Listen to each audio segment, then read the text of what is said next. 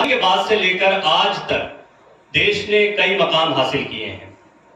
हम इसरो के जरिए बहुत अच्छा काम कर रहे हैं अंतरिक्ष विज्ञान के क्षेत्र में। हम स्टार्टअप्स और इनोवेशन की बात करते हैं। युवा उद्यमी लगातार बेहतर काम कर रहे हैं और हम उम्मीद करते हैं कि आने वाले समय में आत्मनिर्भर भारत जैसा सपना सचमुच साकार हो पाए।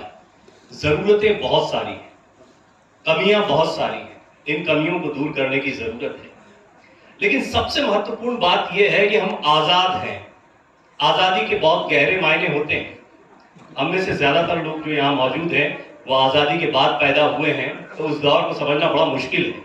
लेकिन जिन्होंने आजादी दिलाई उनके लिए ये किस तरह का दौर था, और सबसे अहम बात ये कि उनकी सोच आज क्या होती इस आजादी को देखने के बाद, आज लोगों को देखने के बाद, आज का राजनीतिक परिदृश्य देखने के बाद वो क्या सोचते हैं।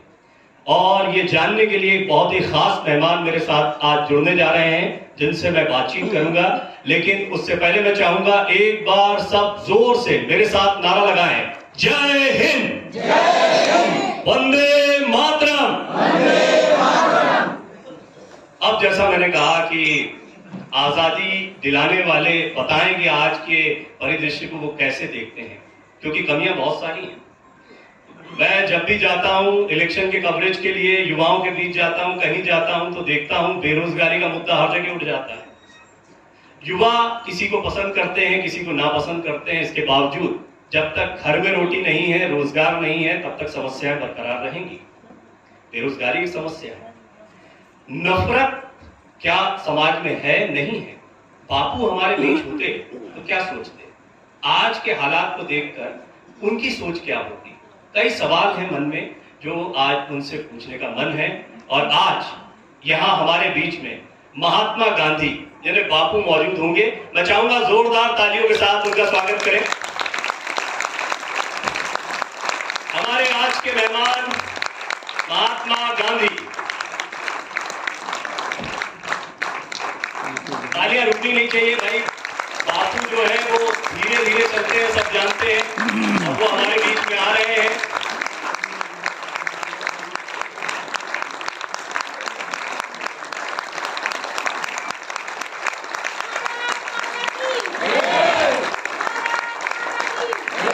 बापू मैं आपका बहुत बहुत स्वागत करता हूं इस मंच पर। और क्योंकि ये एक ऐसा दौर है जो आपके दौर से शायद बहुत कुछ बदल चुका है। आपको कितना समझ में आता है, कुछ बातें मैं बता दूंगा जो घटनाक्रम हुए हैं, और मैं चाहूंगा कि आप अपना स्थान ग्रहण करें। यहाँ कुछ सवाल होंगे जो हम आपसे आज पूछना चाहेंगे, साथ ही साथ दर्शक भी आपसे सवाल पूछेंगे। बापू एक कटघरा है, चलेगा ना? आजकल इसी फॉर्मेट में प्रोग्राम होते हैं। जो आजकल है मुझे उसी में एडजस्ट करना होता है। तो एडजस्टमेंट जो है वो आज की बेस्ट पॉलिसी है। ठीक है, अब भाई कटघरा है तो जज साहब भी होना चाहिए। तो हमारी आज की अदालत में एक बहुत ही जानी मानी शख्सियत जो है वो आज जज के रूप में हमारे बीच मौजूद होने जा रही हैं। आप सभी उनके नाम से, चेहरे से परिचित हैं। मैं पवन सिन्हा जी का जोरदार तालियों के साथ स्वागत करना चाहूंगा। वो नमस्कार है।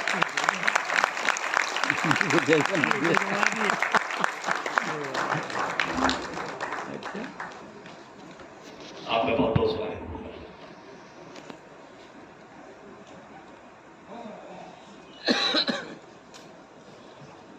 तो आज की कार्यवाही शुरू की जाए।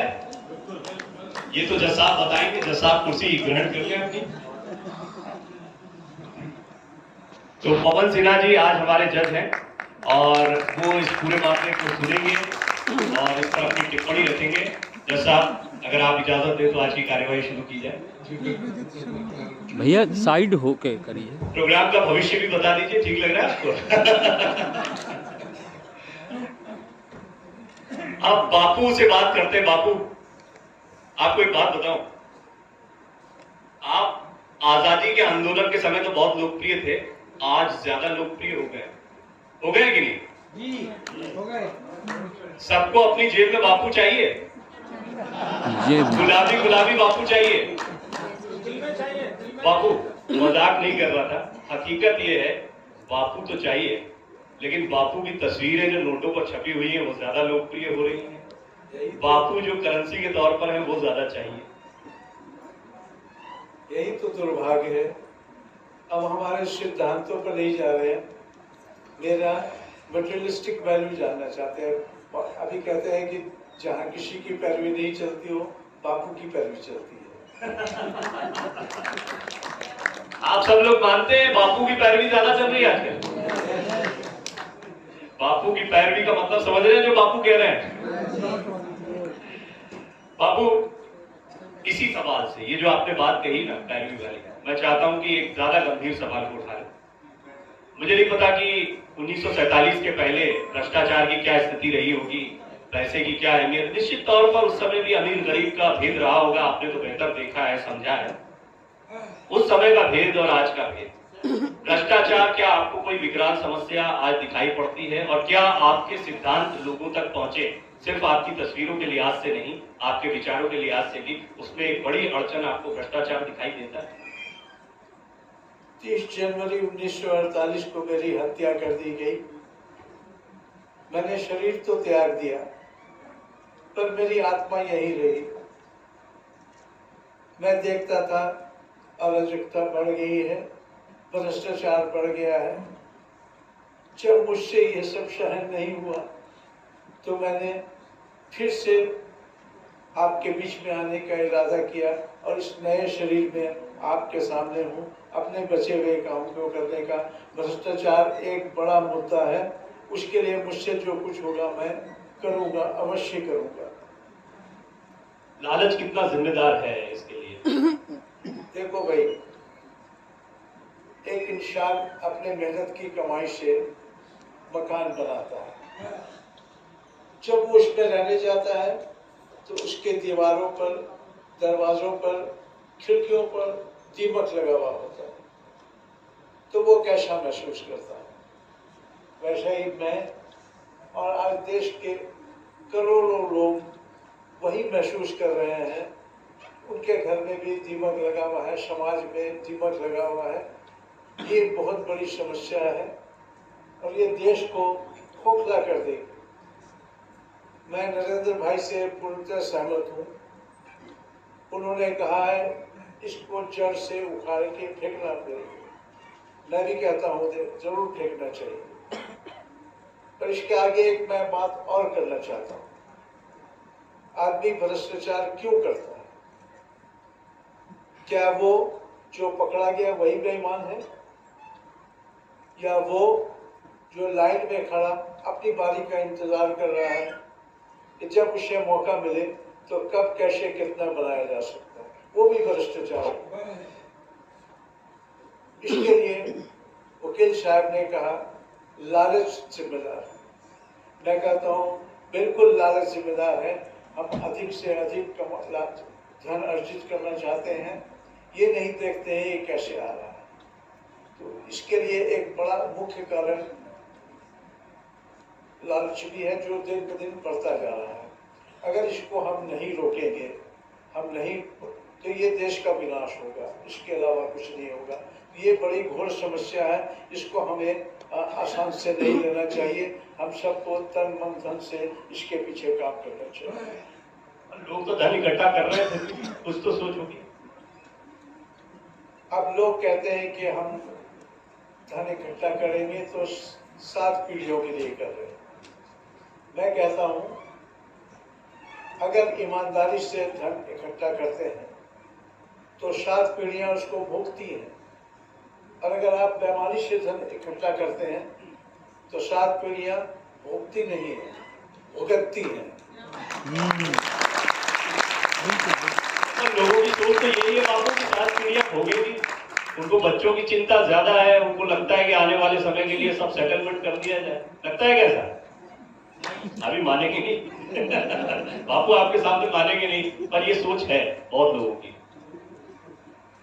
अब मैं कहता हूं कि ठीक है, मैं तो इससे सहमत नहीं हूं। अब रहा 7 पीढ़ियों का और परिवार का मामला, तो परिवार के लिए मैं एक छोटी सी कहानी सुनाऊंगा।